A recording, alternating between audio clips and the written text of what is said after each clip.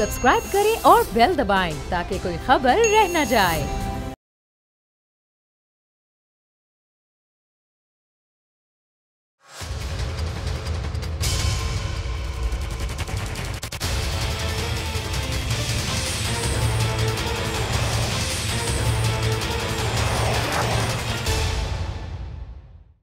अस्सलाम वालेकुम, आप देख रहे हैं प्रोग्राम बस बहुत हो गया। मैं हूं अरबाब जहांगीर। पीडीएम की क़यादत जब कल अपना अगला लाहेमल दे चुकी थी, स्ट्रेटजी बिल्कुल वाज़ेह कर चुकी थी, लाहौर जलसे के बाद क्या होना है ये भी बड़ा वाज़ेह तौर पर बता दिया गया था, तो आज अचानक हंगामी तौर पर एक बार फिर से मिलने का फैसला क्यों किया गया?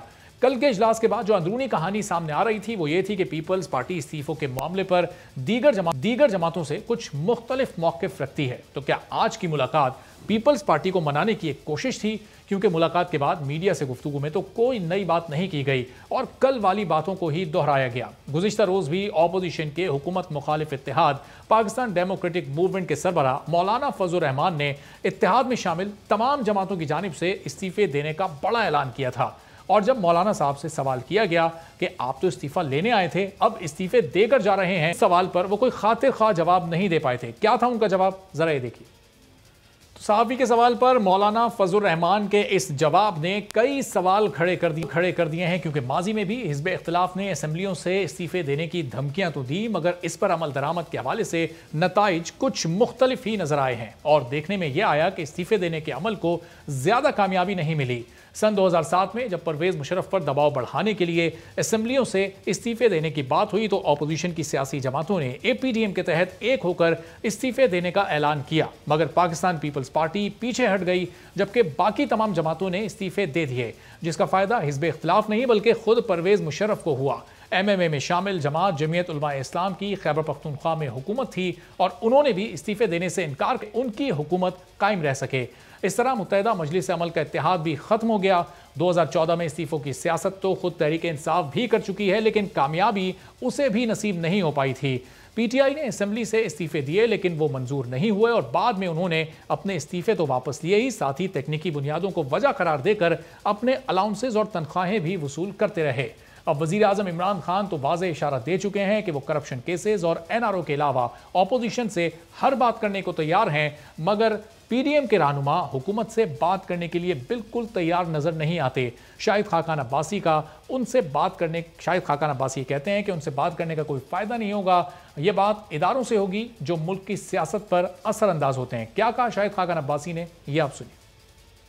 तो आज पीडीएम की स्टीयरिंग कमेटी का भी बड़ा अहम इजलास हुआ। उस इजलास के बाद मियां इफ्तिखार हुसैन ने मीडिया से गुफ्तगू में बड़ा वाज़ेह कर दिया कि लाहौर के जलसे में वो आगे के लाहे अमल का ऐलान करेंगे, अपनी आगे की स्ट्रेटजी बताएंगे। साथ ही उन्होंने ये कहा कि लाहौर जलसे की जगह मीनार पाकिस्तान को इस वक्त हुकूमत ने तालाब बना दिया है और हर मुमकिन कोशिश हमें जलसे से रोकने की जा रही है। डीजे भट्ट को गिरफ्तार कर लिया गया है, मजीद भी कुछ गिरफ्तारियां अमल में आ रही हैं, लेकिन हम हर हाल में जलसा करेंगे। और एक और बड़ी अहम बात उन्होंने की कि जनवरी में ये लॉन्ग मार्च होगा, तो महीना उन्होंने कंफर्म कर दिया और तारीख भी आने वाले दिनों में कंफर्म हो जाएगी कि किस तारीख से पीडीएम हुकूमत के खिलाफ लॉन्ग मार्च का आगाज करेगी। पूरी सूरत हाल पर गुफ्तगू करते हैं। अशतर औसाफ साहब साबिक अटॉर्नी जनरल हमारे साथ मौजूद हैं। इसके अलावा फैजुल्लाह कामुका साहब पाकिस्तान तहरीक इंसाफ के रहनुमा भी हमारे साथ मौजूद हैं। अशतर साहब, इस वक्त अब सूरत हाल क्या पैदा हो सकती है अगर ये तमाम की तमाम अपोजिशन की 11 जमातें असम्बलियों से इस्तीफे दे भी देती हैं? 1-2 माह में एक्सपेक्टेड भी है, 31 दिसंबर तक अपने पार्टी लीडरान को तो ये जमा करवा देंगे। क्या वाकई ये हुकूमत खत्म हो सकती है? स्पीकर के पास इस्तेहकाक है कि वो इस्तीफे कबूल करे ना करे, मंजूर करे ना करे? क्या सूरत हाल पैदा हो सकती है सर? देखिए, as a student of history और पॉलिटिक्स मैं ये कह सकता हूँ बड़ी वसूख से कि this is more of the same.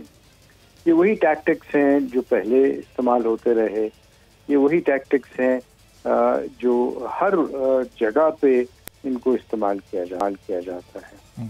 अब 3 चीज़ें जो हैं वो बहुत ज़रूरी होती हैं। एक टाइमिंग, और दूसरा उसका इम्पैक्ट, और तीसरा कि उसके जो नताइज हैं इस्तीफे के, क्या वो ज़िमनी इंतखाबात की तरफ लेके चलेंगे या पूरे इंतखाबात की तरफ लेके चलेंगे। तो माजी में जैसे आपने कहा अपने इंट्रो में कि कुछ फ़ायदा हुकूमत ही उठा गई, लेकिन जब हम माजी बाईद में जाते हैं तो पता ये चलता है कि ये सारे मामला जो हैं वो हुकूमत को कमज़ोर करने में काफ़ी हद तक कामयाबी से इस्तेमाल हो सकते हैं। और मैं बात कर रहा हूँ जब असेंबलीज को डिसॉल्व किया गया, असेंबलीज को जब रिस्टोर किया गया, तो उसके कुछ ही दिनों के बाद हुकूमत चली गई। तो ये डिस्टेबलाइजिंग फैक्टर इनका बहुत बड़ा होता है, इसका बहुत बड़ा इम्पैक्ट है। और वो क्यों है? वो है लेजिटिमेसी का सवाल। अगर असेंबली की बेतौकीरी इस तरह हो कि प्राइम मिनिस्टर असेंबली में आना ही छोड़ दें, और असेंबली बाइकआउट तो असेंबली का प्राइम मिनिस्टर ने खुद किया हुआ है, तो पार्लियामेंट को जब उन्होंने बेतौकीर कर दिया, पार्लियामेंटेरियंस को बेतौकीर कर दिया, और यहाँ पे अब वो टोटली इस तरीके से हुकूमत कर रहे हैं जिस तरह कोई डिक्टेटर। अच्छा साहब, सॉरी टू कट यू, लेकिन वो कल जब सीनियर सहाफ़ी वज़ीर आज़म से मिले थे, उन्होंने भी ये सवाल उनसे किया कि आप पार्लियामेंट जाते नहीं है, तय हुआ था कि हर बुध के रोज़ आप पार्लियामेंट जाया करेंगे, तो उन्होंने कहा ये ऑपोजिशन के लोग ना उन्होंने मुझे पहली तकरीर करने दी, ना वो मुझे बात करने देते हैं, तो वो पार्लियामेंट में इतना बेबस होते हैं ऑपोजिशन के हाथों के, इसलिए उन्होंने जाना ही छोड़ दिया। ये रीज़न कैसा लगा आपको सुनकर? अब ये रीज़न वो खुद मान रहे हैं कि वो ऑपोजिशन के हाथों बेबस हो गए। तो जब प्राइम मिनिस्टर खुद कहे मेरी बस हो गई है, तो फिर उसके जाने का वक्त आ जाता है। हुजूर बात यह है कि प्राइम मिनिस्टर का काम है फ्लोर ऑफ द हाउस में जाके कोई मुदल्लल बात करें, कोई ऐसी बात करें जिसमें हुकूमत की पॉलिसी की बात हो, मुल्क की फॉरेन पॉलिसी की बात हो, उसके अंदर इकोनॉमिक सिचुएशन हो। लेकिन लग तो ये रहा है कि ना फॉरेन पॉलिसी के ऊपर उनका कोई इदराक है, ना कोई मईशत पे इदराक है उनका। और जब वो खुद बरमला कहते हैं सहाफियों के सामने कि मुझे ऑपोजिशन ने बेबस कर दिया है, तो फिर रह क्या गया? सही। चलो आयशा साहब, मैं आपकी तरफ वापस भी आता हूँ। सर, आपसे ये भी मुझे पूछना है कि फिर क्या सेनेट इलेक्शन अगर ये तमाम लोग इस्तीफे दे देते हैं तो बासानी हो सकते हैं, वो इलेक्टोरल कोलाज तो नहीं टूट जाएगा? इस सवाल का जवाब मैं आपसे लेता हूँ। फैजुल्लाह साहब, अब सूरत हाल ये है कि अगर ये इस्तीफे आ भी जाते हैं, चाहे फौरी तौर पर आपकी हुकूमत को नुकसान ना हो, लेकिन आगे चलकर फिर वो आपकी हुकूमत को नुकसान हो सकता है। किस तरह से आप इलेक्शन करवाएंगे, ज़िमनी इलेक्शन करवाएंगे, या उसकी सूरत हाल, री इलेक्शन की सूरत हाल कोई बनेगी, असेंबली डिसॉल्व हो जाएगी, कैसे फिर इस पूरे बहरान को कंट्रोल करेंगे आप लोग? देखिए, अभी तक तो जो ये अपोजिशन की जमातें हैं ये आपस में ही मुत्तफिक नहीं हैं इस्तीफ़े देने के ऊपर। मुस्लिम लीग नून का एक मौक़िफ़ है, मौलाना फजलुर रहमान साहब का अपना मौक़िफ़ है, और पीपल्स पार्टी का इसके ऊपर अपना मौक़िफ़ है। तो अभी तक ये लोग इस बात के ऊपर मुत्तफिक नहीं हो पाए, और ये सारी बातें क़ब्ल वक्त हैं। और मैं नहीं समझता कि ये जमातें जो हैं वो इस जमहूरी अमल में से निकल के इस्तीफ़े दे के तो शायद ये कुछ पाकिस्तान की या इस मुल्क की को बेहतरी कर पाएंगे, ऐसा नहीं है। और अगर ये इस्तीफ़े देंगे तो बिल्कुल जी बिस्मिल्लाह ये इस्तीफ़े दें, और गवर्नमेंट जो है वो तैयार है। इन चीज़ों के ऊपर हम इंशाल्लाह ताला ज़िमनी इलेक्शन करवाएंगे, और जो फिर जो लोग मैंडेट लेके आएंगे वो असेंबली में अपना रोल अदा करेंगे। लेकिन फैजुल्लाह साहब, ये एक दो रोज़ में एक पॉइंट पर ये मुत्तहिद हो जाएंगे। अभी स्टीयरिंग कमेटी का आज जो इजलास हुआ पीडीएम की, उसमें पीपल्स पार्टी ने बड़ा वाजे कहा एक दो रोज़ में उनकी सीईसी का इजलास होगा, और उसमें फिर वो सबको कन्विंस कर लेंगे, सब एक पॉइंट पर मुत्तहिद होंगे। और ये दर्जन भर इस्तीफे तो आ भी चुके हैं तमाम जमातों की जानिब से, जो अपने अपने पार्टी लीडरान को उन्होंने पेश कर दिए हैं। ये इस्तीफ़े पार्टी लीडरान को पेश नहीं किए जाते, इस्तीफ़े स्पीकर असेंबली को पेश किए जाते हैं। जो भी मुतल्लिका असम्बलियाँ हैं वहाँ पे ये अपने इस्तीफ़े पेश करें, उसके बाद फिर इंशाल्लाह ताला गवर्नमेंट अपना लाएअमल तय करेगी और उसके मुताबिक फ़ैसला होगा इंशाल्लाह। सही। तो अशता साहब, अब ये जब ये तमाम इस्तीफ़े अगर स्पीकर असेंबली को पेश कर दिए जाते हैं, तो फिर उनका क्या इस्तेहकाक है? क्या वो फौरी तौर पर उसको मंजूर कर सकते हैं, या अपने एंड पर वो रोक सकते हैं? फिर इसका असर सेनेट इलेक्शंस पर क्या पड़ सकता है, अगर सूरत हाल को कानूनी तौर पर कुछ वाजे कर सकें आप? इतनी सिंपल बात है नहीं। ये जो पॉलिटिक्स है, it's very strange sort of, एक अजीब सिलसिले, इसमें कई मद्दोजज़र आते हैं और उनको देखना बहुत ज़रूरी होता है। अब आप एक सिनारियो ये देखिए कि सिंध असेंबली में ये फैसला होता है कि इस्तीफे नहीं दिए जाएंगे, वहाँ गवर्नमेंट चलाई जाएगी, और नेशनल असेंबली से इस्तीफे ले लिए जाते हैं और स्पीकर को दे दिए जाते हैं, और पार्लियामेंट्री पार्टी का जो हेड है वो इस्तीफे आगे दे सकता है, कोई इसमें इशू नहीं है, कोई भाम वाली बात नहीं। स्पीकर जो है वो जरूर कह सकता है कि जी प्लीज आइए मेरे पास और अपने दस्तखत को वेरीफाई कर दें। वो उसका इस्तेकाक है। उसका ये भी इस्तेकाक है कि वो वेरीफाई करने के बाद असेंबली के जो लोग इस्तीफा देते हैं उनको इस्तीफा मंजूर कर ले और इलेक्शन कमीशन को भिजवा दे। अर्शद के ये इस्तीफा मंजूर करने के लिए कि ये कोई 6 माह की मुद्दत भी है कि स्पीकर कौमी असेंबली अपने पास? जी, अच्छा, ऐसी कोई चीज नहीं। अब दूसरा सिनारियो आप ये देखिए कि मुख्तलिफ जो दूसरी हैं, बलूचिस्तान है, पंजाब है, KPK है, वहां से इस्तीफे आ जाते हैं, तो सेनेट के इलेक्शन में तो कोई असर नहीं होगा ना, क्योंकि सेनेट के इलेक्शन में तो बाय मेजॉरिटी आप वोट करते हैं ना अपने सेनेटर्स को जो असेंबली के अंदर है। तो सेनेट के इलेक्शन के ऊपर उसका कोई सच असर नहीं होगा, सवाए इसके कि जहाँ पे आपके पास मेजॉरिटी हो। हाँ, अगर सिंध असेंबली में वो चले जाते हैं और सिंध असेंबली में वोट आउट हो जाते हैं सारे, तो it's going to be different. But मैं समझता हूँ कि PTI नुकसान में रहेगी, वो कोई भी सीट नहीं जीत सकेगी अगर ज़िमनी इलेक्शन अगर। हाँ, मैं आपको ये मैं एक आम आदमी से जो मिल के जो मैं खुद जब मैं लोगों से बात करता हूँ तो मुझे नजर ये आ रहा है कि PTI को वोट नहीं मिलेगा और ये रिस्क वो नहीं ले सकते। तो अशरफ साहब, फिर अगर ये फिर इस्तीफे देने का फायदा क्या होगा? ऑपोजिशन ये बात नहीं समझ रही कि अगर वो इस्तीफे देंगे, और वजीर आजम भी तैयार हैं ज़िमनी इलेक्शन के लिए, वो कह भी चुके ये आज इस्तीफे दे मैं कल इलेक्शन करा दूंगा। वो ज़िमनी इलेक्शन जो होगा ना, वो इनके ऊपर नो कॉन्फिडेंस होगा और लाजमी तौर पे PTI की गवर्नमेंट को इससे बहुत जख्म पहुंचेगा और ये एक ऐसे सिनारियो पे आ गए हैं। देखिए, ज़िमनी इलेक्शंस और इस तरह की बात जो है उसको मान जाना उस वक्त गवर्नमेंट, सिटिंग गवर्नमेंट के लिए फायदेमंद होता है जब इकोनॉमिक इंडिकेटर्स उनके हक में जा रहे हो, बाकी चीजें उनके हक में जा रही हो। लेकिन कोई इंडिकेटर्स ऐसे नहीं है, नॉट वन, जहाँ पे इनको आवाम से किसी किस्म की भी पजीराई थी। अब ये जो इतनी कोरोना की जो सारा सिलसिला चल रहा है कि क्यों जोक दर जोक लोग जाते रहे, क्यों जाते रहे? सही, इसलिए जाते रहे कि it is no confidence on the present government, सही, it is for ventilation of their frustration. ठीक है अख्तर साहब, आता हूँ मैं आपकी तरफ वापस भी। तो फैजुल्ला साहब, ये वोट ऑफ नो कॉन्फिडेंस होगा अगर ये ज़िमनी इलेक्शन भी होता है, और अख्तर साहब का बहुत तजुर्बा है, अटॉर्नी जनरल भी रह चुके हैं, कानूनी माहिर भी हैं, और एक आम आदमी की हैसियत से वो कह रहे हैं कि आप एक सीट भी नहीं जीत पाएंगे ज़िमनी इलेक्शन में। मैं अख्तर आफ्ताब साहब की बात सुन रहा था, मैं इनका एहतराम करता हूँ, लेकिन मैं इनकी राय से इत्तेफाक नहीं करता। इन्होंने फ़ॉरेन पॉलिसी की बात की है, तो ये जिन गवर्नमेंट्स में अटॉर्नी जनरल रहे उनकी जो फ़ॉरेन पॉलिसी थी उसका मुआजना पाकिस्तान तहरीक इंसाफ की फ़ॉरेन पॉलिसी के साथ कर लें तो आपको ज़मीन आसमान का फ़र्क नज़र आएगा। उन हुकूमतों में तो फुल टाइम जो फ़ॉरेन मिनिस्टर ही नहीं हुआ करते थे, और तकरीबन 4 साल पाकिस्तान विदाउट फ़ॉरेन मिनिस्टर चलता रहा। और अब इस वक्त एक जो पाकिस्तान की इज़्ज़त और तौक़ीर में दुनिया के अंदर इजाफ़ा हुआ है, जो हमारा बयानिया है पाकिस्तान का कश्मीर के ऊपर, उसको पूरी दुनिया में पजीराई मिली है, और वज़ीर आज़म पाकिस्तान को पूरी दुनिया में एक इमर्जिंग लीडर के तौर पे देखा जा रहा है, इस्लामिक वर्ल्ड के इमर्जिंग लीडर के तौर पे। तो वो पूरी इस्लामिक वर्ल्ड को रिप्रेजेंट कर रहे हैं इमरान खान पूरी दुनिया में, और उनकी बात को पूरी तवज्जो से सुना जाता है।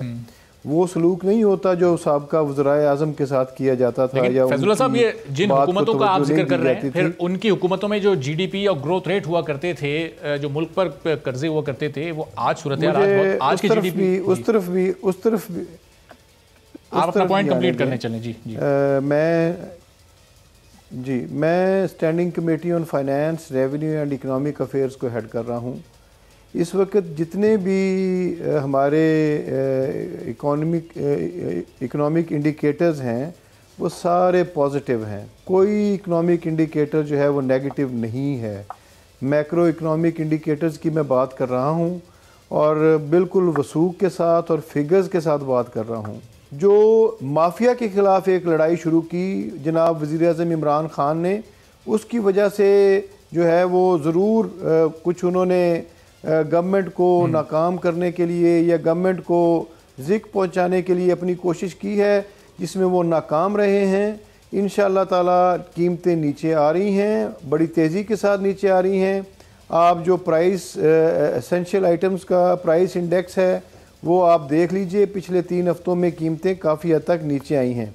अब इन्होंने बात की कि पीटीआई के जो वोट नहीं मिलेंगे ज़िमनी इलेक्शन में, तो चलें जब ज़िमनी इलेक्शन आएगा तो उस वक्त पता चल जाएगा।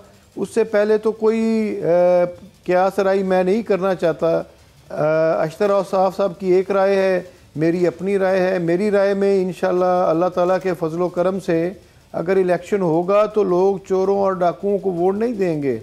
वो उन लोगों को वोट नहीं देंगे जिन्होंने पाकिस्तान के वसाइल को लूटा है, जिन्होंने पाकिस्तान के गरीब के मुंह से नवाला छीना है, जिन्होंने पाकिस्तान को दिवालिया कर दिया, पाकिस्तान की इकॉनमी, पाकिस्तान की मईशत को तबाह बर्बाद कर दिया।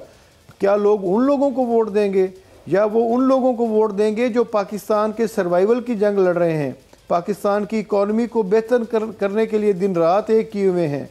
और मैं आपको बताऊं क्या इकनॉमिक इंडिकेटर होता है। पिछले 5 माह से गवर्नमेंट ऑफ पाकिस्तान ने एक धेला भी जो है वो उधार नहीं लिया, किसी भी इंस्टीट्यूशन से 1 रुपये का भी उधार नहीं लिया। पाकिस्तान में अखराजात कम किए हैं जी, अपने अखराजात कम किए हैं और इस वक्त प्राइमरी सरप्लस है पाकिस्तान के अंदर। अशतर साहब, ये तमाम इकोनॉमिक इंडिकेटर्स है जो फैजुल्लाह साहब जिन पर रोशनी डाल रहे थे, लेकिन वो जो सेनेट इलेक्शन बड़े इंपॉर्टेंट हैं। ज़ाहिर है चूंकि अभी कोई भी कानून साजी अगर मुल्क में करनी है, पाकिस्तान तहरीक इंसाफ को इस वक्त फिर मुस्लिम लीग नून पीपल्स पार्टी के पास जाना पड़ता है और सेनेट में उन्हें नाकामी होती है। तो ये अपोजिशन क्या इस वक्त इसलिए ये तमाम ये जो सीन क्रिएट किया हुआ है, सेनेट इलेक्शन से पहले किसी तरह हुकूमत को घर भेजना है, उस इलेक्शन की अपनी जगह बहुत इंपॉर्टेंस है, क्या समझते हैं आप, इसलिए ये सब कुछ हो रहा है? पहले तो मैं वो बात बता दूं कि ये जो आपके इकोनॉमिक इंडिकेटर्स और जो फैसलाबाद में और मुल्तान में जो फैक्ट्रीज चल रही हैं, इसका हेलो जी अशतर साहब आपके पास आ रही है। जी आप बात कीजिए। उसका यूँ है कि GSP प्लस आपके पास जो है उसकी वजह से आपको ये एज है। बाकी वो मालिक में जो मसलन हिंदुस्तान आपके साथ कम्पीट कर रहा था, हिंदुस्तान के पास GSP प्लस नहीं। आप बांग्लादेश के साथ कर रहे थे, बांग्लादेश के पास GSP प्लस नहीं है। आपको ये एक एज है और ये एज आपको मिली थी पिछली का। जो चीज़ अच्छी है उसको प्लीज एक्नॉलेज किया करें कि GSP प्लस का आपके पास होना आपके फायदे में जा रहा है, and this is one of the reason for this. दूसरा, बाहर से जो तरसील हो रहे हैं पैसे, because people are moving back because they are losing their jobs world wide, तो वो रीलोकेट हो रहे हैं इस वजह से सारा हुआ। लेकिन आप देखिए डॉलर की प्राइस किस तरीके से ऊपर गई है, इट्स रिडिकुलस जिस तरीके से सारा कुछ हुआ है।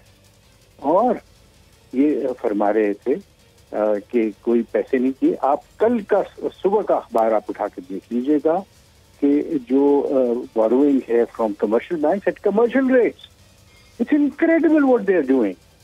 लेकिन क्योंकि इनको क्रीड दी जाती है, इनको बताया जाता है कि आपने ये बातें करनी है टेलीविजन के ऊपर आके लोगों के साथ बात करके। सो ये एक अनफॉर्चुनेट बात है कि जिस तरीके से कहा जाता है कि जी इकोनॉमिक इंडिकेटर्स जा रहे हैं ऊपर, पूरी दुनिया में आप इस वक्त बहुत तेजी से नीचे गए हैं। आपके यहाँ महंगाई का जो सिलसिला है वो इतना बढ़ गया, और कहते क्या है कि जी 100 से अब नीचे तो आ गई है ना। बिल्कुल अशरफ साहब, तो भाई आप बात यहीं से कंटिन्यू कीजिएगा। साउथ एशिया का जो हमारे आसपास के ममालिक हैं उनका एक मवाजना 2020 का इन्फ्लेशन रेट है। अफगानिस्तान में महंगाई 2.3%, नेपाल में 6%, भूटान 3.8%, बांग्लादेश में 5.6%, भारत जो हमारे साथ है 3%, और श्रीलंका में 5%, और पाकिस्तान में इस वक्त 11.5% है, यानी कई ममालिक से 2 गुना से भी ज्यादा है। अब आप अपनी बात जरा कीजिएगा जो कह रहे हैं। अच्छा, दूसरी बात, आपका ये सवाल कि क्या हुकूमत का जाना सेनेट की वजह से? नहीं भाई, ये इस मुल्क की बका के लिए जरूरी है। You have to go if you want to survive. It is not just a question of politics. खुदा के लिए, the administration has failed. कोई काम नहीं हो रहा, और हर जगह पे इतनी ज्यादा फ्रस्ट्रेशन हो गई कि कोई फाइल नहीं चलती। और बयानिया क्या है? पिछली गवर्नमेंट। बयानिया क्या है? चोर डाकू। बयानिया क्या है? कि ये लूट के छूट गए। भाई अगर लूट खसूट चल रही थी तो अब 2.5 साल में तो लूट खसूट नहीं हो रही ना, तो why has the inflation gone up this much? जब डॉलर ऊपर जाएगा तो प्राइम मिनिस्टर का मतलब चोर है, ये कौन कहता था? ये कौन कहता था कि हुक्मरानी चोरी कर रहे हैं अगर आपके यहाँ कीमतें बढ़ रही हैं? कौन कहता था ये? और कीमतें कब बढ़ रही हैं अब? तो प्लीज हैव अ हार्ट, अपने मामलात को दुरुस्त कीजिए, अभी भी वक्त है। मैं एक बेलाग बात करने की कोशिश कर रहा हूँ, आप सुने उसको, कि अभी भी वक्त है, सब मिलके बैठे। इस मुल्क को अगर हमने नहीं बचाया, नहीं इकट्ठे मिलके चलाया, तो हम आने वाली नस्लों को नहीं दिखा सकते। प्राइम मिनिस्टर तो बार बार बैठने की बात करते हैं, लेकिन वो कहते हैं कि फिर वो एनआरओ वाली बात और करप्शन केसेस वाली बात ना की जाए। उन केसेस से हट करके ऑपोजिशन भी बैठने को तैयार नहीं। एनआरओ आपको बताऊं मैं कि एनआरओ नेशनल रिकंसिलिएशन ऑर्डिनेंस था, जिसको स्ट्राइक डाउन किया सुप्रीम कोर्ट ने। किसने एनआरओ दिया? कहाँ पे एनआरओ? वो तो स्ट्राइक डाउन हो चुका हुआ है। ये एक पता नहीं क्यों जो कान में डाल दी जाती बात है उसको जुबान पे ले आते हैं। बाबा, एनआरओ को स्ट्राइक डाउन कर दिया गया। देयर इज नो एनआरओ, कोई एग्जिस्ट ही नहीं करता। और एनआरओ कौन देता है? एनआरओ वही देगा ना जिसके पास कोई इख्तियार हो। तो उनसे कौन क्या मांग रहा है? प्लीज, ये घिसी बातें। कानूनी तौर पर क्या, कानूनी तौर पर प्राइम मिनिस्टर के पास, चाहे प्राइम मिनिस्टर कोई भी हो, इमरान खान साहब हो या नवाज शरीफ हो या यूसुफ रजा गिलानी हो, क्या प्राइम मिनिस्टर के पास एनआरओ देने का इख्तियार होता है? जो वजीर आजम बार बार कहते हैं नहीं होता भाई। ये एक पता नहीं क्या हवा सा एक बना दिया हुआ है। कोई इख्तियार नहीं है प्राइम मिनिस्टर के पास, चाहे वो यूसुफ रजा गिलानी हो, चाहे वो मियां नवाज शरीफ हो। There is no. अशरफ साहब जरा रुकिएगा। तो फैजुल्ला साहब, इसीलिए स्ट्राइक डाउन हुआ। अशरफ साहब मैं आता हूँ आपकी तरफ वापस। तो फैजुल्ला साहब, जिस चीज़ का इख्तियार ही नहीं है प्राइम मिनिस्टर के पास, और वो दिन में हर तकरीब में हर जगह ये कह रहे होते हैं कि जी एनआरओ में नहीं दूंगा, इस पर आप शॉर्ट कमेंट कर दीजिए, फिर ब्रेक लेना है मुझे। देखिए, इनको जो सबसे बड़ी तकलीफ़ है अपोजिशन की, जितनी भी पार्टीज़ हैं, इनको सबसे बड़ा जो प्रॉब्लम है वो ये है कि पाकिस्तान की गवर्नमेंट के साथ खड़ी है पाकिस्तान की फ़ौज। तो पाकिस्तान की फ़ौज जो है वो ओबे कर रही है वज़ीर आज़म पाकिस्तान को, और एक बड़ा अच्छे कम्बिनेशन के साथ जो है मुल्कों की सरहदों का दिफा भी हो रहा है, और जो गवर्नेंस है वो इमरान खान साहब कर रहे हैं, और उसमें उनको पूरी सपोर्ट हासिल है पाकिस्तान आर्मी की। अब ये जो एनआरओ की बात कर, ये अभी अशतर औसाफ साहब फरमा रहे थे, तो बेसिकली इनका मकसद जो है अब अपोजिशन पार्टियों का, पाकिस्तान की जो इकॉनमी उठ रही है कोविड की तबाहकारियों के बावजूद, पूरी दुनिया के अंदर आप देखें तो आप कह रहे हैं अपोजिशन इस वक्त पाकिस्तान की इकॉनमी को नुकसान पहुंचाना चाहती है। फैजुल्ला साहब जरा रुकिएगा, एक ब्रेक का वक्त है। अशतर औसाफ साहब बहुत शुक्रिया, आप हमारे साथ मौजूद थे। बात सुन लीजिए फैजुल्ला साहब, ब्रेक के बाद आकर जरा बात करते हैं। बिल्कुल ब्रेक का वक्त आ गया, एक ब्रेक के बाद वापस आपसे मजीद गुफ्तगू करेंगे और मेहमान भी हमारे साथ शामिल।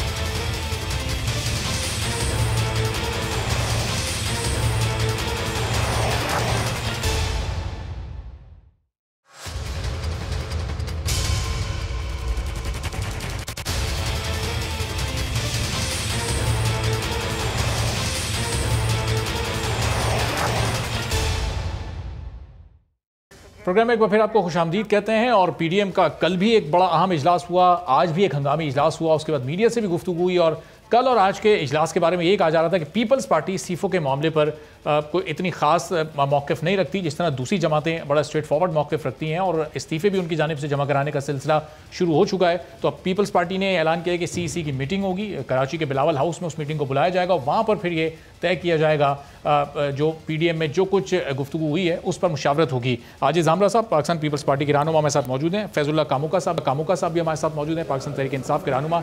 तो आजिज़ साहब, क्या पार्टी के अंदर क्या इस वक्त बातचीत चल रही है इस्तीफ़ों के मामले पर? क्या कहीं कोई दो राय पाई जाती है? क्या पार्टी का कोई एक हल्का ऐसा भी है जो इस वक्त इस्तीफ़े देने के मामले पर नहीं यकीन रखता?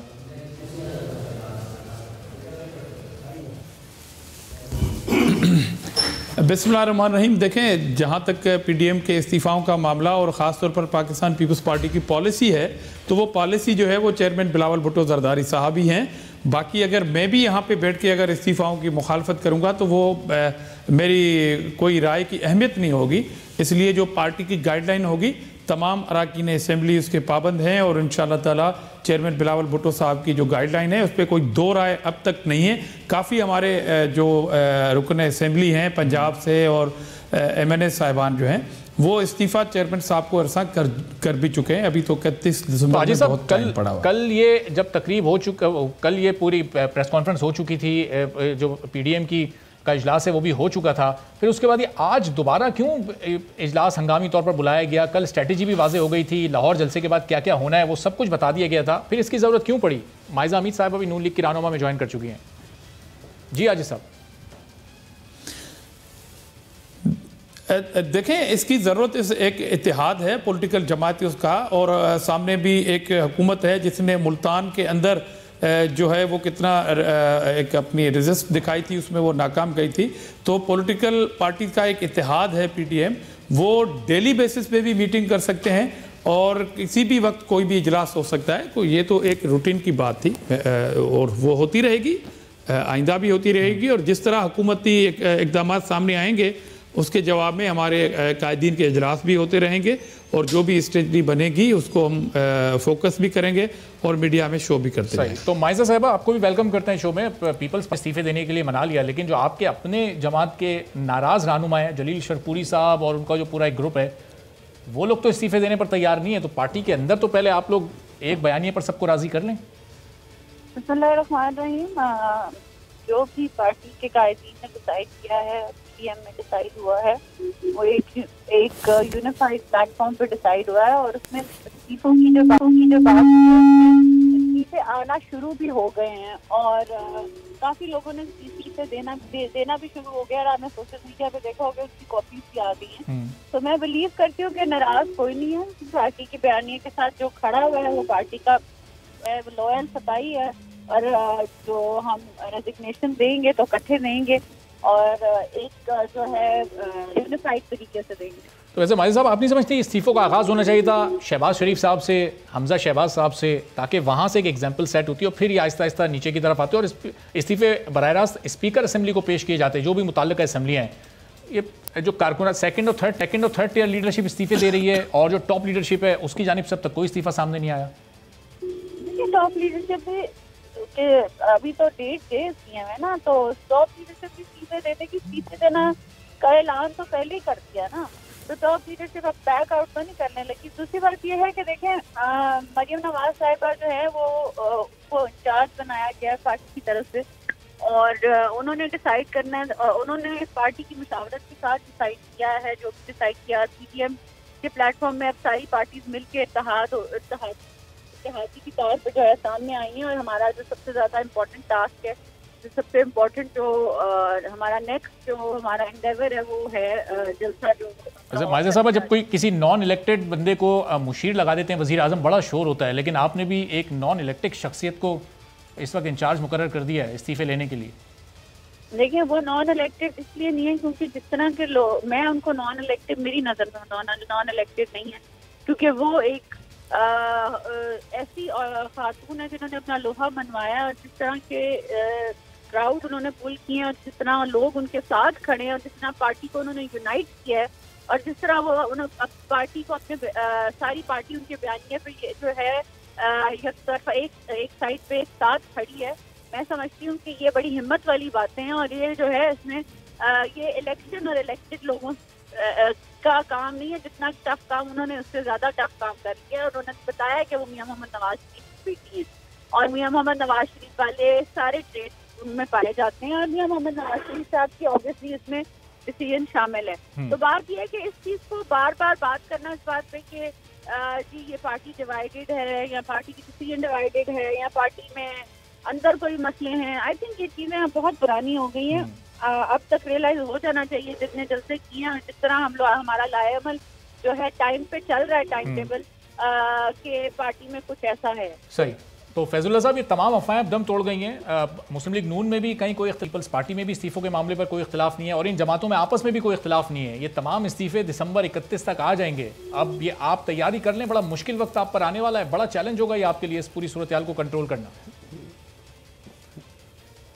देखिए भाई, जब से ये अपोजिशन पार्टियों का ये कोलिशन बना है, उस वक़्त से लेके अब तक आप तमाम इनकी जो फ्रंट लाइन इनकी लीडरशिप है, उनके बयानात देख लें और आप ही फैसला करके मुझे बता दें कि एक बयानिए के ऊपर ये सारे मुत्तफिक हैं। मियां नवाज शरीफ साहब का अपना बयानिया, मौलाना फजलुर रहमान साहब का अपना बयानिया, और उसके बाद जो छोटी जमातें हैं, हर एक जमात का अपना बयानिया, पीपल्स पार्टी का एक अपना बयानिया, और इस्तीफ़ों के ऊपर भी मैं आपको बिल्कुल वाज़े कह देता हूँ, इन जमातों के अंदर फूट पड़ेगी। ये अपनी जमातों को तबाह बर्बाद करने जा रहे हैं। बहुत सारे लोग जो हैं वो इनके कहने पे इस्तीफ़े नहीं देंगे, इनकी अपनी जमातों के अंदर। और पीपल्स पार्टी का अभी तक साहब कैसे फूट पड़ेगी? मियां नवाज शरीफ आज बड़ा वाज़ेह कह चुके कि वो या उनकी पार्टी का कोई शख्स वज़ीर आज़म नहीं बनना चाहता। वो कहते हैं पहले मौलाना फजलुर रहमान बन जाएं, फिर बिलावल भुट्टो ज़रदारी बन जाएं। उन्होंने तो अपने आप को और अपनी पार्टी को उससे अलहदा ही कर लिया है। तो ये तो अब बड़ा आसान हो गया इन लोगों के लिए डिसाइड करना। ये देखिए, ये सारी चीज़ें कहने की हद तक होती हैं जब सारी चीज़ें मतलब सामने आ जाती हैं, तो फिर उसके बाद ये बयानिया ऐसे नहीं रहता। पहले भी इन्होंने आपस में काफ़ी सारे मिसाके जमहूरियत और पता नहीं क्या क्या किया, और लेकिन उसके बाद उसके ऊपर कितना इम्प्लीमेंटेशन हुआ वो तारीख गवाह है। कोई पुरानी बात भी नहीं है, कोई ज़्यादा अरसे की बात भी नहीं है। किसने किसको क्या क्या कुछ कहा, किसने कहा कि सड़कों पे घसीटेंगे, किसी ने कहा कि इनके पेट फाड़ के पैसे निकालेंगे। चले वो तो माजी की बात हो गई फैजुल्लाह साहब, क्योंकि वज़ीर आज़म तो ये कह रहे हैं आप आज इस्तीफे देंगे, कल वो इलेक्शन करा देंगे। ये ज़िमनी इलेक्शन होते हैं तो आप लोग तो असेंबली से ही आउट हो जाएंगे। इस्तीफे देने के बाद का क्या प्लान है? हम पॉलिटिकल लोग हैं, हम पॉलिटिकल देखें हम बेशक आउट हो जाएं, हम आवाम का हिस्सा बनना चाहते हैं, असेंबलियों से आउट हो जाएं तो बेशक आ जाएं। हमारा मुतालबा क्या है? हम अपने केसेस की बात तो नहीं करते हैं, क्योंकि आप ही कह रहे हैं कि ये केसेस आपके दोनों के पुराने बने हुए हैं, एक दूसरे के ऊपर बने हुए हैं, और हम जाने नैब जाने, हम जाने अदालतें जाने, आपका तो कोई काम ही नहीं है इसमें। जो आपका काम है वो आप करें। जो मैंने अभी डिटेल बताई है, मैं रिपीट नहीं करना चाह रहा हूँ। अगर हमारी तहरीक को आपने नाकाम करना है तो ये सारी चीज़ें कर दें। लोग जो हैं वो लाताल्लुक बन जाएंगे, हम लाताल्लुक बन जाएंगे, आप कामयाब हो जाएंगे, हम नाकाम हो जाएंगे। तो इसकी फिक्र करें ज़रा। आप हमारी पॉलिसी को छोड़ दें। हमारी पॉलिसी अगर कौम की तबीयत और उनके मिजाज के खिलाफ होगी तो कौम आएगी नहीं। ये जो आप पकड़ दकड़ करते हैं, जो आप मुल्तान को सील किया हुआ है, हम आप जैसी तहरीक नहीं चलाएंगे कि हम लॉकडाउन की वो बात करें जो आप करते थे। हम बिजली के बिल नहीं जलाते, हम हुंडी का कौम को दरस नहीं देंगे, हम किसी पीटीवी पे हमला नहीं करेंगे, हम पार्लियामेंट पे हमला नहीं करेंगे, हम कब्रें नहीं खोदेंगे, हम कफन पोश होकर नहीं आएंगे। ये सारा मामला जो आपने खुद किया हुआ था वो हम नहीं करेंगे। कम से कम हम जमहूरी और आईनी जो सिस्टम है उसमें रहते हुए काम करेंगे। और इस्तीफा जो है वो आईनी है, और मौलाना साहब ने जो चाटने वाली बात की है वो इन्हीं ने चाटे थे इस्तीफा देके, और ये उसी तनख्वाह पे काम करने आए। और जितना अरसा इन्होंने इस्तीफा दिया वो सारी तनख्वाहें और मराद भी ली इन्होंने, इसलिए इन्होंने इस्तीफे चाटे थे।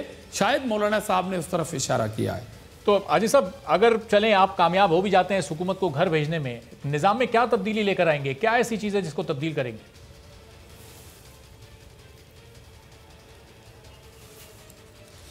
देखें, निज़ाम में तब्दीली ये है कि इन्होंने जो कौम को भाषण दिए, इनको अब मालूम हुआ है कि इस मुल्क में हुकूमत चलाना कितना डिफ़िकल्ट है, कितना मुश्किल है। मगर बावजूद उस बात को कि जिन पार्टियों को आप चोर चोर कहते हैं, जिन हुकूमतों को आप चोर चोर कहते हैं, उस दौर की महंगाई को आप तराजू में तोड़ें। अपनी सो कॉल्ड जो तब्दीली के नाम पे आपने तबाही लाई है, उसमें आप महंगाई को भी तोलें, उसमें चीनी के रेट को तोलें, उसमें डॉलर के रेट को तोलें, उसमें पेट्रोल के रेट को तोलें, उसमें गैस के रेट को तोलें, उसमें दवाई के रेट को तोलें, तो आपको पता पड़ जाएगा कि साबका निज़ाम जिसको ये चोर चोर कहते हैं उसमें अवाम को रिलीफ मिल रहा था, जिसमें ये तब्दीली के नाम पे जो तबाही और सुनामी लाए हैं उसमें आवाम किस तरह चीखें निकालती है। तो निज़ाम को आपको समझने में आसानी हो जाए। ठीक है, चलें, बहुत शुक्रिया। आज ज़ामरा साहब, माइज़ा हमीद साहब, फैजुल्लाह कामुका साहब हमारे साथ मौजूद थे, और आज कह रहे थे कि कोई गैर जमहूरी या गैर आइनी इकदाम नहीं करने जा रहे, कानून और आइन के दायरे में रहते हुए ही तमाम इकदाम पीडीएम उठाएगी। अभी एक ब्रेक लेते हैं, ब्रेक के बाद जब वापस आएंगे तो भारत एक मरतबा फिर खित्ते के अमन को तबाह करने की इस वक्त कोशिश कर रहा है, सरगर्म दिखाई दे रहा है, उस पर बात होगी एक ब्रेक के बाद।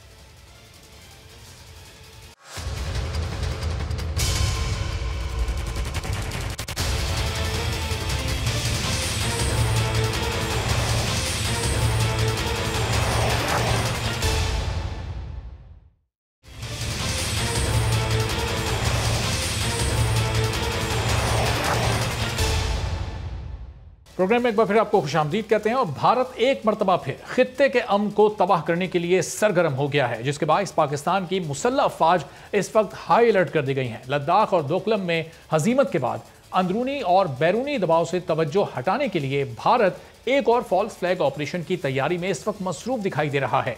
भारत पुलवामा ड्रामा की तर्ज पर कंट्रोल लाइन और वर्किंग बाउंड्री पर कभी एक्शन की तैयारी कर रहा है। भारत बॉर्डर एक्शन या सर्जिकल स्ट्राइक का सहारा ले सकता है। भारत अक़लियतों के साथ नारवा सलूक, किसानों के एहतजाज, मकबूजा कश्मीर में बढ़ते हुए मजालिम और आलमी मीडिया और इदारों की तनकीद से तवज्जो हटाने के लिए एक और फॉल्स फ्लैग ऑपरेशन की इस वक्त कोशिश कर रहा है, जिसके बायस मुसल्लह अफवाज को इस वक्त हाई अलर्ट किया गया है। इससे कबल 2016 में भी भारत ने नाकाम सर्जिकल स्ट्राइक्स का दावा किया था और 26 फरवरी 2019 को भी भारत ने एक ऐसे ही नाकाम ऑपरेशन की कोशिश की थी। 29 सितंबर 2016 को भारतीय फौजी ऑपरेशन के सरबराह लेफ्टिनेंट जनरल रणवीर सिंह ने एक प्रेस कॉन्फ्रेंस की थी, जिसमें उन्होंने ऐलान किया था कि भारत ने सरहद पार इंतहा पसंदों के ठिकानों पर सर्जिकल स्ट्राइक की है। तो पूरी दुनिया हैरान रह गई थी कि यह पहली बार था कि भारतीय फौज दुनिया को साफ बता रही थी कि वाकई उसने ऐसा किया था। 18 जुलाई 2016 को उड़ी हमला जम्मू और कश्मीर के उड़ी सेक्टर में लाइन ऑफ कंट्रोल के नजदीक भारतीय फौज के हेडक्वार्टर पर 4 मुसल्लह अफराद की जानिब से किया गया, जिसमें 17 भारतीय फौजी हलाक हो गए थे, जबकि भारतीय फौजी दस्तों की जवाबी कार्रवाई में 4 हमलावर भी मारे गए थे।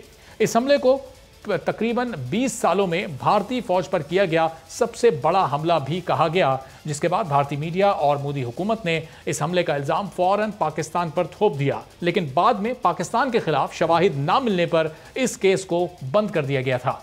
27 फरवरी 2019 को कौन भूल सकता है, जब बालाकोट के गांव जावा पर इंडियन तैयारों की बमबारी के एक दिन बाद लाइन ऑफ कंट्रोल के करीबी इलाके में पाक फिजाइया ने इंडियन जेट गिराकर फाइटर पायलट विंग कमांडर अभिनंदन को गिरफ्तार किया था, जिसके बाद पाकिस्तान ने अमन की खातिर अमन का पैगाम देते हुए उसको रिहा भी कर दिया था। तो इन वाकयात से समझ ये आती है कि माजी में जब भी भारत ने इस तरह की कोई साजिश करने की कोशिश की है तो हमेशा उसे मुंह तोड़ जवाब पाकिस्तान की जानिब से मिला और भारत हमेशा नाकाम हुआ है।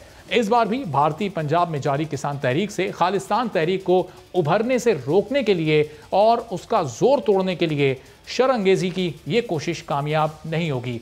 इस पूरी सूरत हाल पर गुफ्तगू करते हैं फाई तज्जियाकार अमजद शुएब साहब हमारे साथ मौजूद हैं। इस पूरी सूरत हाल पर उनका तज्जिया और तबसरा जानने की कोशिश करते हैं कि भारत का इस वक्त मकसद क्या हो सकता है। अमजद साहब, बहुत शुक्रिया, आपने प्रोग्राम के लिए वक्त निकाला। पाकिस्तान की मुसल्लह अफवाज को हाईलाइट कर दिया गया, भारत इस वक्त क्या चाह रहा है? सरहद पर कोई कार्रवाई करना चाहता है? दुनिया की तवज्जो जो किसानों की तहरीक चल रही है भारत में, क्या उससे हटाने की एक कोशिश हो सकती है?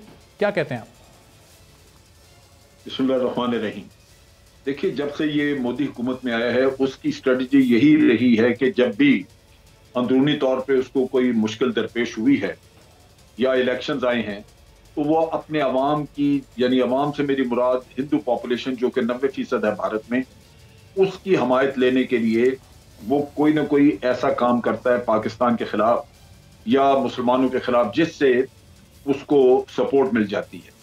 वो मकार आदमी है, नफ्सियात अपने हिंदू पॉपुलेशन की नफ्सियात पढ़ चुका है और उसको अंदाजा है कि बेशक मुल्क में बेरोजगारी हो, भूख हो, इकॉनमी बर्बाद हो रही हो, कुछ हो, मुल्क लुटता नजर आए, लेकिन अगर वो उस हिंदू पॉपुलेशन को ये कह दे कि मैंने पाकिस्तान के खिलाफ ये काम कर दिया, फना सजा दे दी, बालाकोट चले गए, 300 लोग मार दिए, वो अपना खाली पेट भूल जाएंगे और इसके शादियाने बजाने शुरू कर देंगे और मोदी को सपोर्ट मिल जाएगी। ये वो नफ्सियात है जो इस शख्स ने पढ़ी, लिहाजा वो लगातार आज दिन तक इसमें अपना पॉलिटिकल कैरियर बिल्ड करने में कामयाब रहा।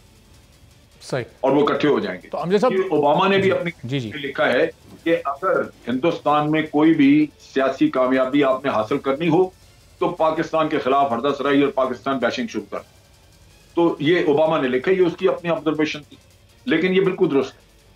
लिहाजा आज की मुश्किलात पे काबू पाने के लिए वो कर सकता है कि या तो एक झूठा ड्रामा रचा दे, जो उन्होंने सर्जिकल स्ट्राइक का पहले किस जमाने में 2014 में ये किया था, या ये कि वो वाकई कोई ऐसा ऑपरेशन कर दे और वो बॉर्डर्स के ऊपर या हमारी एलओसी के ऊपर, एलओसी पे खास तौर पे कोई जगह छोटी मोटी कब्जा करने की कोशिश करे।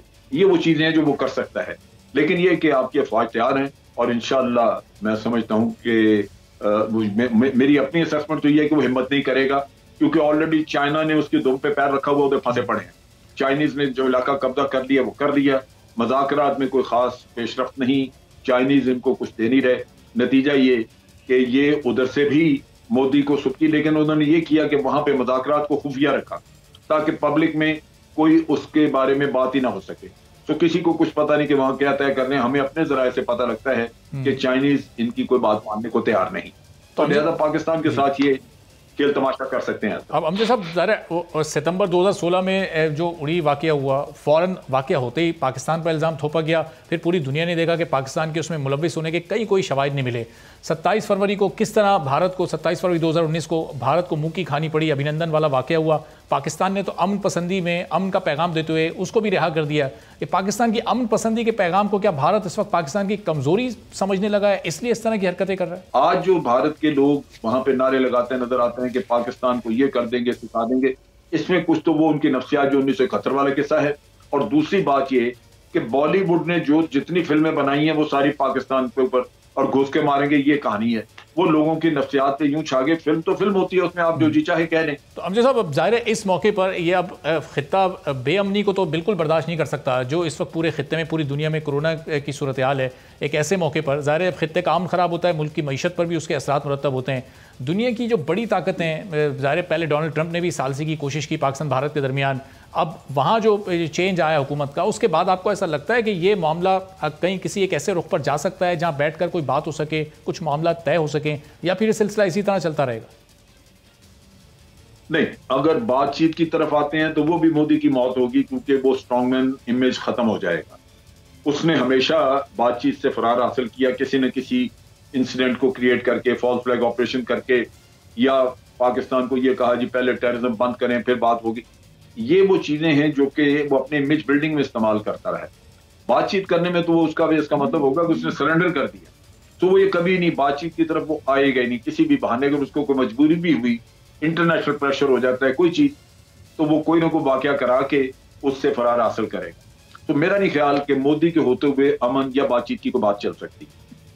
तो फिर अमजद साहब, ये खित्ते के जो इस वक्त अमन अमान की सूरत हाल है, दोनों ममालिक के जो ताल्लुकात हैं वो फिर क्या वक्त के साथ साथ इसी तरह कशीदा होते रहेंगे? पाकिस्तान में भी अभी इस हुकूमत के 3 साल बाकी हैं, वहाँ भी 3.5-4 साल अभी नरेंद्र मोदी की हुकूमत के बाकी हैं, तो फिर ये मामला आगे क्या मज़ीद ख़राबी, मज़ीद कशीदगी की तरफ जाएगा? फिर क्या सी पैक और पाकिस्तान की जो दूसरी इकनॉमिक एक्टिविटीज़ हैं वो भी मुतासिर हो सकती हैं मुस्तकबिल में? देखिए, बिल्कुल हो सकती है। मैं ये एक चीज आप बताऊं कि उनके अपने कांग्रेस के लीडर मेरे साथ 1-2 प्रोग्राम्स में मौजूद थे, उन्होंने बरमला कहा कि पाकिस्तान को ये तवक्को खत्म कर देनी चाहिए कि बीजेपी की हुकूमत यानी मोदी की गवर्नमेंट के होते हुए आपके साथ कोई अमन मुज़ाकरात हों। तो ये हमें एक हकीकत को समझ लेना चाहिए और उसके लिए तैयार रहना चाहिए। बाकी ये कि अगर आज कोई क्लैश होता है, फिर उस वक्त आके अगर इंटरनेशनल पावर्स जो हैं वो कूद पड़ती हैं और आपको वो बीच बचाव कराने की कोशिश करती हैं, यूनाइटेड नेशन आ जाती, वो तो किससे और हैं, बात की बात। लेकिन आज ये कोई नहीं कह सकता कि आपकी आपस में जंग हो नहीं सकती। जंग के तमाम शवाहिद और तमाम वो आप कह रही एलिमेंट्स मौजूद हैं जिससे किसी भी खित्ते का अमन तबाह होता है, क्योंकि भारत ना सिर्फ हरदर्मी बल्कि वो पुरअमन तरीके से कोई चीज हल करना ही नहीं चाहता। देखें उनकी मुनाफकत आप देखिए और किस कदर, यानी एक जहनियत का आपको मैं बताता हूं। जब चाइना से बात करते हैं तो उनको जाके कहते हैं कि जनाब जंग किसी मसले का हल नहीं। हकीकत ये हर मीटिंग में, ये लास्ट जो मीटिंग इन्होंने की, इंडिया के फॉरेन मिनिस्टर जयशंकर साहब ये जाके मिले चाइना के फॉरेन मिनिस्टर से मॉस्को में, और यही जो वहां पे इलामिया जारी हुआ उसमें तमाम चाइना की बातें मानने के साथ साथ इन्होंने ये कहा कि ये चूंकि जंग किसी मसले का हल नहीं, इसलिए हम ये चाहते हैं कि इस तरह डिसएंगेज हो जाए। पाकिस्तान की तरफ आंख करते हैं तो कहते हैं कि जनाब हम ये कर देंगे, वो कर देंगे। ये वो बनिया मेंटेलिटी। तो अमजद साहब, ये क्लैश की जो सूरत हाल हो सकती है, इस सिचुएशन से बचने के लिए, भारत की शर्ंगेजी से बचने के लिए, क्या आलमी दुनिया में इस वक्त पाकिस्तान को दुनिया के बड़े ममालिक के साथ क्या लॉबिंग करने की ज़रूरत है और उनको कन्विंस करने की ज़रूरत है कि भारत को इस वक्त इस शर्ंगेजी से रोकें? देखिए, उसका बहुत वक्त हमने ज़ाया किया। पिछले हमने तकरीबन, आप यूं कह लीजिए कि 7-8 साल ज़ाया किए, और वो इस तरह कि भारत जितने फॉल्स फ्लैग ऑपरेशन करता रहा, हमने उनका कच्चा चट्टा नहीं खोला, उनके झूठ दुनिया के सामने नहीं रखे। वो बड़ा खुला प्रोपेगेंडा हमारे खिलाफ करके दुनिया को कहता रहा कि पाकिस्तान टेररिज्म कराता रहा है, और हमारे वजीर आजम खुद कहते रहे कि क्या हमें बॉम्बे में ये लोग भेजने चाहिए थे जो जाके इतने लोग मारा है वहां पे। तो जब आप अपनी गर्दन खुद पेश करें कि हम मुजरिम हैं, तो बड़ा मुश्किल हो जाता है।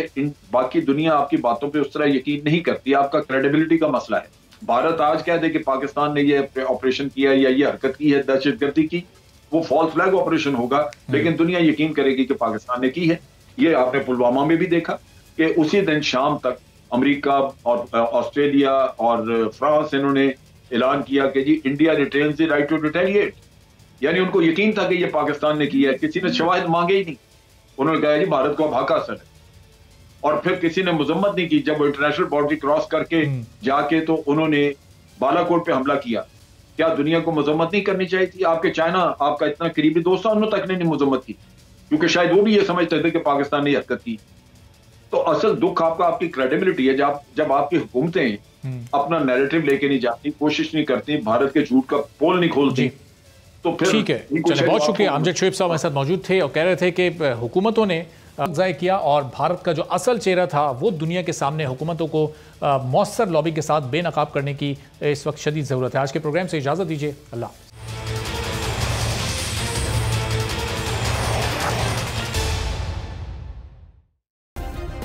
सब्सक्राइब करें और बेल दबाएं ताकि कोई खबर रह न जाए।